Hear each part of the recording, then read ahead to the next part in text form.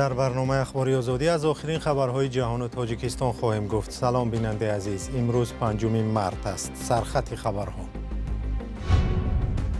برخی شهروندان تاجیکستان را به گرجستان راه نمی‌دهند، ولی برخی تاجیکان با مشکل در این کشور پناهجو شدند. یک نیم سال گذشت، جواب رد آمد. ما گفتم با سود مراجعت کنید. دونالد ترامپ گفت ولادیمیر زلنسکی پرزیدنت اوکراین به اون نامه نوشته گفته است که آماده امضای سازشنامه و مذاکره برای صلح است. سبب‌های فربهی در تاجیکستان: وزارت تندرستی گفته است بیش از 2 میلیون ساکن کشور از فربهی بیماریزا رنج می‌کشند. با بیماری‌های سیستم دل و رگ، سکته دل و سکته معاینه سر و آموسی رودای غوث آورده می‌رساند. تعدادی از مخالفان تاجیکی از روسیه گریخته به گرجستان رفتند. میگویند سال تا سال حضور آنها در این کشور سخت‌تر می‌شود. تعدادی از دیگر اندیشان و مخالفان دولت تاجیکستان سالهای اخیر به گرجستان پناه بردند و یا موقتاً اینجا زندگی می‌کنند. حالا از این کشور هم شکایت می‌رسد که درخواست آنها برای پناهندگی رد می‌شود و کار به جای رسیده است که شهروندان تاجیکستان را از فرودگاه تفلیس هم به خانه برمیگردانند. همکارم طاهری سفر گزارش می‌دهد. اسماعیل خالف پناهجوی تاجیک به واسطه دادگاه توانست در گرجستان اجازه اقامت 1 ساله را به دست آورد. از این پیش خدمات مهاجرت درخواست او را مثل اکثر دیگر پناهجویان تاجیک رد کرد. اسماعیل خالف عضو گروه 24 است و میگوید سال 2023 در پی زیاد شدن تعقیب و فشار مقامات از روسیه به گرجستان گریخت و درخواست پناهندگی کرد. یک نیم سال گذشت، جواب رد آمد. اونا گفتن با سود مراجعت کنید. امروز خدا را شکر 1-2 ساعت پیش سود ما بود. سود به منفعت ما حل شد. حالا به اسماعیل اجازه دادند تا بازنگری شدن قضیهش در کشور بماند. از سال 2011 با اهل خانواده‌اش در روسیه زندگی می‌کرد. میگوید راننده بود، حق اقامت داشت، اما سال 2015 به نقل خود او بعد از صحبت در برنامه‌های مخالفان و پیوستن به گروه 24 که فعالیتش در تاجیکستان ممنوع است، با درخواست مقامات تاجیکستان در مسکو دستگیر شد. 6 ماه در بازداشت بود ولی به دوشنبه استرداد نشد. مقامات تاجیکستان به روسیه با نامه فرستادند که همین شخص رو به ما تسلیم کنید. 5 سال سود بازی همین خیلی رفتیم. ادوکات ما رو گفت که روسیه را ترک. در تاجیکستان به ضد اسماعیل خالف پرونده باز شده است. میگوید در همکاری با سازمان و حزب‌های فعالیتشان ممنوع گمان زده است. اسماعیل خالف که حالا در گرجستان پناه بردنش را پنهان نمی‌دارد، میگوید تلاش دارد اینجا پناهندگی بگیرد. نسبت به روسیه، نسبت به ترکیه، نسبت به دیگر جایی که بچه‌های گروه 24 هم گروه سیاسی، نه اینکه 24 سیاسی رو میدوزن میبرن و این خیلی میکنن، اینجا خیلی امن است. اما معلوم نیست گرجستان بعد درخواست او چه پاسخ می‌دهد. به گفته برخی از حامیان حقوق و تاجیکانی که در این کشور قرار دارند، برخورد مقامات گرجستان وقت‌های اخیر مخصوصاً پس از حادثه کراکوس با شهروندان تاجیکستان خوب نیست. از 5 نفری که برای پناهندگی مراجعه کردند، 3 نفرشان رد شده، 1 نفر دیگر همچون پناهنده اعتراف شده است و حالت 1 نفر دیگر هنوز در بررسی می باشد.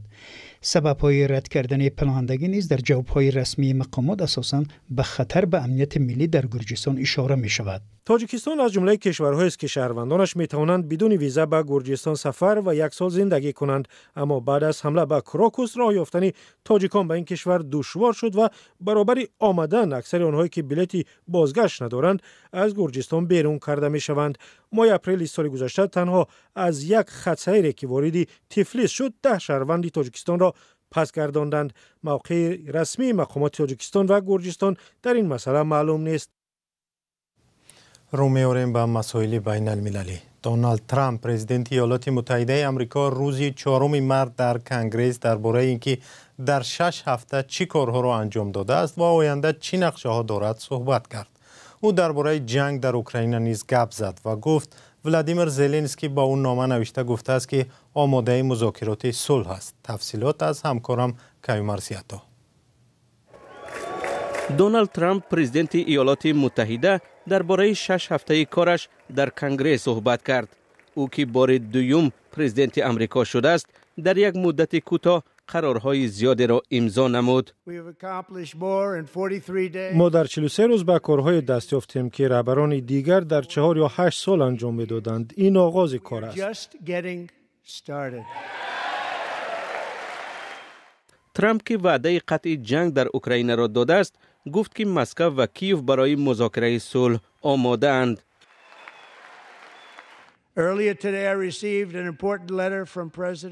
صبح امروز من نامه مهمی از پرزیدنت ولادیمیر زلنسکی از اوکراین گرفتم. در نامه آمده است اوکراین برای رسیدن به صلح پایدار آماده است. هر چه زودتر به سر میز مذاکره بنشیند.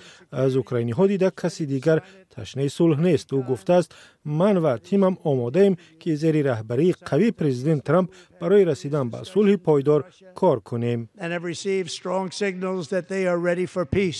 دونالد ترامپ و ولادیمیر زلنسکی روز 28 فوریه در کاخ سفید بحث تند کرده به سازش نرسیده بودند. یک سیاستشناس میگوید ترامپ با اقتباس از زلنسکی نشان داد که کینه نگرفته است. There was no call for Zelensky to resign. There was no دعوت به استعفای زلنسکی صدا نداد. ذکر نشد که اوکراین از یاری‌های ایالات متحده آمریکا سپاسگزار نیست. حرفهای زلنسکی را عیناً به زبان آورد. این جنبه خوب بود و نشان میداد که راه حل هنوز وجود دارد. از سوی دیگر درباره قطع کمک‌های نظامی از جمله بخشی که در لهستان درماندند چیزی نشنیدیم. درباره از کدام اصول از عملکردهای پوتین جلوگیری می شود نیز چیزی نشنیدیم.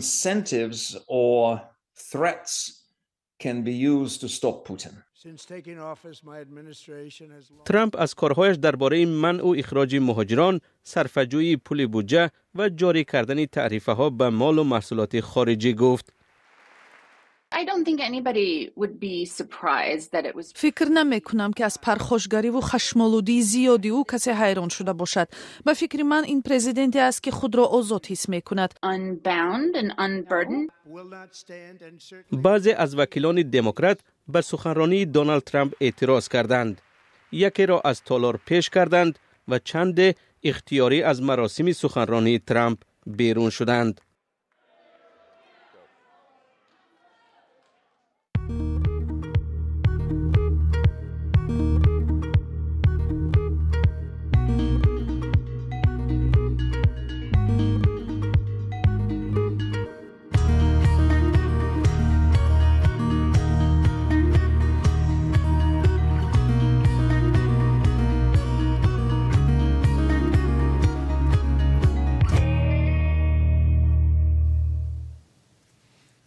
در تاجیکستان تعداد گرفتاران به فربهی بیماریزا زیادتر شده است که به گفته طبیبان برای خدمات تندرستی در آینده مشکلی زیاد می آفرد. به گفته مقامات تقریباً 2 میلیون نفر از اهالی تاجیکستان وزن زیاد دارند که برای صحتی انسان خطرناک است و باید پیش روی آن را گرفت. براد یوسفی این موضوع را تحقیق کرد. منیجر احمدова خبرنگاری تاجیک که چند سال باز از گرانوزنی اذیت میکشید در 1 سال و 3 ماه وزن خود را 27 کیلو کم کرده است. گرانوزنی او را به چند بیماری و مشکلی گرفتار کرده بود. برای خودم یک سیستمی معین رو انتخاب کردم. یعنی چی؟ هر سحر مشق کردن در حجم 8-10 دقیقه بسیار نیست چونکی به دلم نزند. بعد بگو پس از خوراک شام راه گشتند تو 10,000-12,000 قدم موندن. این چیز حتمی است. سبب فربهی آدمان را طبیبان از معیار زیاد جمع شدن چربو در بدن میدانند که علت و عامل‌های گوناگون دارد. غذای کربوهیدرات‌های تیز حل شونده، چربو، سفیده‌ها، چربوهای حیوان‌ها و استعمال نمودن فست فودها، از معیار زیاد استفاده بودن فست فودها به فربهی گرفتار می‌شوند. طبیبان گرانوزنی و یا فربهی را بیماری می‌دانند. و قول آنها فربهی عامل برانگیزنده چند نوعی بیماری‌ها میباشد. این به بیماری‌های سیستم دل و رگ، سکته دل و سکته معده سر، بیماری‌های سنگ تلخه، بیماری‌های پوست و آموسی روده قفز آورده می‌رساند. 4 مارس روز جهانی مبارزه با بیماری فربهی است. برای تاجیکستان هم با وجود مشکل غذا و ناداری این مسئله خیلی مهم شمرده می‌شود. غفور محسیزاده معاون اول وزیر تندرستی تاجیکستان سال گذشته گفته بود 17% اهالی کشور تقریبا 2 میلیون نفر وزن زیاد داشته بیش از 13% از فربهی رنج میکشند. یک تحقیقات نیز اخیرا نشان داده است که فربهی در میان زنان تا به 42% رسیده است، در حالی که این نشانداد در سالهای 2016-2017 38% را تشکیل میداد. در شهر کولاب سال گذشته 2 نفر بر اثر گزیدن سگی دیوانه و یا هاری جان دادند. حالا مقامات در منطقه به ساکنان هشدار میدهند که از سگ‌های دیدو احتیاط کنند، چون در این فصل گرفتاری حیوانات به بیماری هاری یا دیوانگی بیشتر می شود. همکارم محمود جان رحمتزاده در این باره گزارش تهیه کرده است. سال به سال شماره سگ‌های بی‌صویب در منطقه کولاب افزایش می‌یابد. تنها در سال 2024 بیش از 900 نفر در نتیجه گزیدن سگ‌های دیدو آسیب دیده‌اند. برای پیشگیری بیماری هاری مقامات مسئول امگذرانی سگ‌ها را انجام داده‌اند. با وجود این سال گذشته در ناحیه شاهین و همدانی 2 مورد گرفتارشوی سگ‌ها به بیماری هاری به قید گرفته شده است. در دو ناحیه ما این سال به قید گرفتیم، همش ناحیه همدانی و ناحیه شمسدین شاهین از سگ‌های نامعلم. بچه خاطر که این ناحیه همسرحد هستند، ممکن که از اون طرف آمده باشند. سگ‌های مبتلا به هاری نه تنها به ساکنان بلکه به حیوانات نیز حمله کرده اند. در ناحیه همدانی یک نورس بر اثر بیماری هاری به هلاکت رسیده است. پدری همون کودک دو اندورو را گذرونده، سیم دفرش ده، همون کودک گفته خودت برای بگذرون بیو. بچه یوش رفته، پدرش وقتی که میپرسش گفته که سیم اندورو را گذرونده. با همین خاطر وقتی که سیم اندورو را نگذرون، حالا که کسل در وجودش پهن شد، آورده به فوت هم کودک رسوند. این حال در شهر و نواحی منطقه به ضررگردانی سگ‌های دیدو ادامه دارد، ولی مسئولین اعتراف میکنند که جای و امکانیت نگاهبینی آنها وجود ندارد.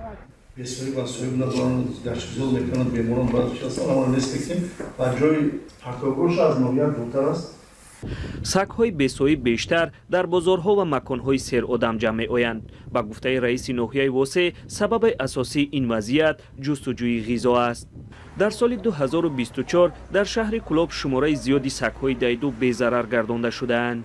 450 سگ‌های دیدو بی‌صویب بی‌ضرر گردانده شدند. این سال هر ماه آخری ماه هم یک هفته آخر بعد برآمده سراب بی‌ضرر گردانی میکنند. مقامات میگویند یکی از سبب‌های افزایش سگ‌های بی‌صویب در شهر واریدشوی آنها از دهات اطراف است، ولی تاکنون برای نگاهبینی آنها مرکزی مخصوص وجود ندارد. بنابراین نصب کردن سگ‌ها راهی اساسی کم کردن سرشماری آنها باقی میماند. یک شرکت از عربستان سعودی می‌خواهد کارجویان تاجیک را به کار جلب نماید. به اطلاع وزارت مهنت، مهاجرت و شغل اهالی تاجیکستان، شرکت ارکای سعودی خواهشمندان را همچون پیشخدمت در این کشور به کار جلب کردن است. منبع میگوید مزد مهنت در حجم 2500 ریال برابر به 7000 سومانی بوده. داوطلبان بعد صحبت با نماینده ارکا به کار گرفته می‌شوند. سن و سال از 21 تا 35 ساله، دانستن زبان‌های انگلیسی و عربی در سطح معاشرت و نداشتن داغ سودی طلباتی است که برای داوطلبان پیش بینی شده است. با گفته مسئولان خواهشمندان ناوبسته از جنسیت به کار گرفته شده در شهرهای گوناگون عربستان سعودی به حیث پیشخدمت کار میکنند. منبع تاکید نمود که جلب کارجویان تاجیک بر اساس یادداشت تفاهم بین دو کشور صورت میگیرد و در نظر است تا 20,000 کارجوی تاجیک در بخش‌های گوناگون خدمت رسانی در شهرهای گوناگون عربستان سعودی به کار جلب کردند. مقامات تاجیکستان سالهاست تلاش دارند که راه مهاجران تاجیک بجز از روسیه به کشورهای دیگر هم باز شود. طبق آمار رسمی بیشتر مهاجران تاجیک به روسیه و یک قسم دیگر برای کار به قزاقستان می‌روند. سپاس که ما را همراهی نمودید. بیشتر خبرهای ما را در سامانه آزادی آرک و صفحه‌های رادیو آزادی در فیسبوک، اینستاگرام، یوتیوب و تلگرام و تیک تاک و ایکس پیگیری کنید. خدا نگهدار.